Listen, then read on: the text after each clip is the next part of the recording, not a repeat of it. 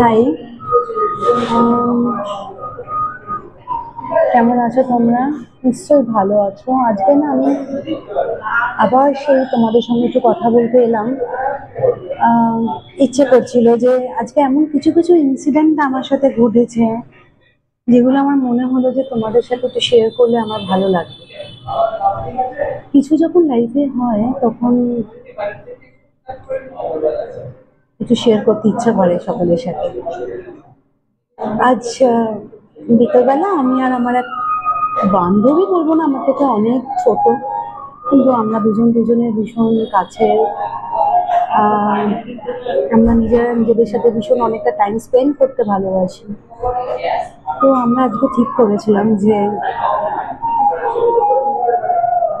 আজকে একটু আমরা মুকুন্দপুরে, আমরা জানি না তোমরা সেই নামটা জানো কি না,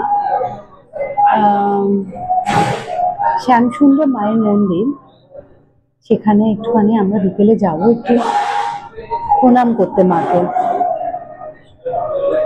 তো যেই বলে সেই কাজ, ওর মেয়ে টিউশন থাকে ডান্সের, তো ও টিউশনে ডান্সে ওর মেয়েকে দিয়ে ও অজয়নগর মোড়ে এসে গিয়ে দাঁড়ালো। আমিও গাড়ি থেকে অটো করে অজয়নগর মোড়ে গেলাম, গিয়ে ওখান থেকে আমরা জাস্ট রিক্সা নিয়ে গেছি মন্দিরের কাছে। খুবই কাছে, মুকুন্দপুরে ভীষণ কাছে।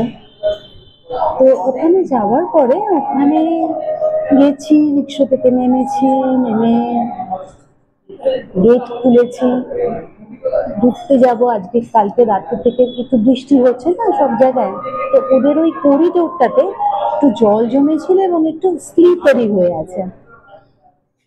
তো আমি যখন চটিটা ওখানে খুলছি তখনই আমি একটু স্লিপ করেছি, কিন্তু তখনও আমাকে সাবধান করলো, সাবধানে, স্লিপারি কিন্তু। হ্যাঁ, সাবধানে।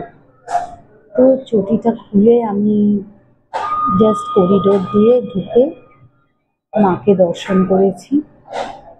শ্যামসুন্দরী মা এই মন্দির, ছোট মা, বাচ্চা, খুব ভালো লাগলো। মনের উইশ যা ছিল সব মাকে জানালাম, যেরকম আমরা করে থাকি মন্দিরে গিয়ে। মনটাও ভীষণ ভালো হয়ে গেল।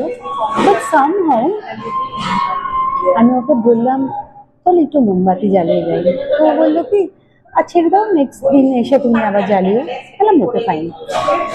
কিন্তু কোথাও একটা মনে না আমার খিটখিট করছে। তো যাই হোক, তবু ওখান থেকে বেরিয়েছি, বেরিয়ে আবার করিডোর দিয়ে বাইরে বেরিয়ে যেখানে চটি খোলা, সেখানে চটি পড়তে গিয়ে ওখানটা ভীষণ স্লিপারি ছিল। আমি কিন্তু জানি ওখানটা স্লিপারি। চটিটা জাস্ট পড়তে যাব, পড়ে গেলাম, মানে একদম জাস্ট স্লিপ করে পড়ে গেছি, জানো তো।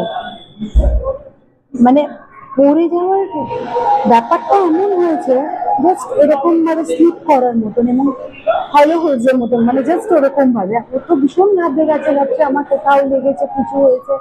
তাড়াতাড়ি করে আমাকে তোলার চেষ্টা করলো, আমি জাস্ট নিজেই উঠলাম। বিশ্বাস করো, পড়ে গেছি। অনেকদিন ভাবে এরকম একটা স্লিপ করে পড়েছি আমি। আমার কাছে একটা বিরাট ইনসিডেন্ট। একটু ভয় লাগছিল, কিন্তু বিশ্বাস করো আমার কোথাও লাগেনি। একটু আঙুলে ছড়ে গেছে, একটু কোনোর কাছে একটু ছড়ে গেছে জাস্ট। বাট আমার অনেক কিছু হতে পারতো। ওখানে সাইডে একটা বেসিন ছিল, বেসিনে যদি আমার মাথাটা গিয়ে লাগতো না, হয়ে যেত আজকে আমার।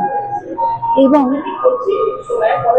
কি যে হতো আমি নিজেও জানি না, কিন্তু আমি ভীষণ ভালোভাবে দেখলাম যে না, আমার কোথাও লাগেনি এবং আমি সুস্থ আছি। সবাই দৌড়ে এসছে, কেউ জল দেবে বলছে, আমার কিছু লাগেনি। জাস্ট আমি উঠলাম, উঠে এমনি একটু জামাটা একটু কাদা কাদা লেগে গিয়েছিল।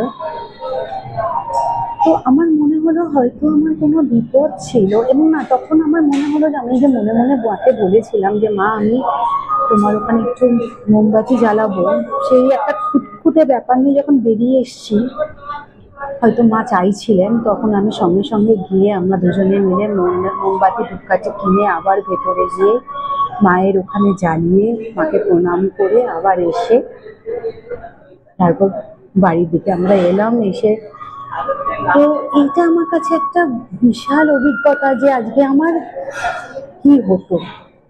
বাট বিশ্বাস করো, আমি একদম ভালো আছি। তোমাদের সঙ্গে যখন কথা বলছি তখন আমি বুঝতে পারছো যে আমার কিচ্ছু হয়নি। আজকে একটা বিরাট হারা হতে পারে, মা আমাকে রক্ষা করেছেন। তো মুকুন্দপুরীর মায়ের মন্দির, শ্যাম সুন্দরী মায়ের মন্দির, তোমরা যদি কাছাকাছি কেউ থাকো নিশ্চয়ই যেও, আমার তো ভীষণ ভালো লেগেছে। তারপরে আমার মনে হলো যে নিজের সঙ্গে নিজে একটু টাইম স্পেন্ড করি, একটু কিছু, মানে আমার মনটা কেমন না ভীষণ ভালো হয়ে গেল। তো আমি একটু সন্তোষপুরে এলাম, একটু কিছু ছোট ছোট জিনিস কিনলাম, তোমাদের এটা একটু শেয়ার করে দেখাই। কিছু যখন কিনি তখন তোমাদের সাথে শেয়ার করতে ইচ্ছে করে। তার মধ্যে একটা হচ্ছে যে আমার কিছুই না, ভীষণ সিম্পল জিনিস, রেগুলার আমাদের যেগুলো কাজে লাগে সেই সমস্ত জিনিসই কিনেছি। একটা যেমন ওই একটা বডি ওয়াশ কিনেছি বায়োটিকের, এটা আমার ভালো লাগে, সুন্দর, এবং শেষ হয়ে গিয়েছিল, তো একটা বডি ওয়াশ কিনলাম। ওরা আমাকে খুব ভালোবাসে করে, তো কিছু ছোট ছোট জিনিস, যেমন এরা লিপস্টিক রাখার একটা কন্টেনার, এটা ওরা আমাকে গিফট করলো। এইসব করে ওদের সঙ্গে একটু আড্ডা মারলাম, একটু মজা করলাম, করে আমি সিসিডি না সরি, ডোসা কফিতে এসে একটা কফি খেলাম। ওখানে আবার আমার বন্ধুর সঙ্গে দেখা হলো, তারপরে তোমাদের সঙ্গে একটু গল্প করতে এলাম।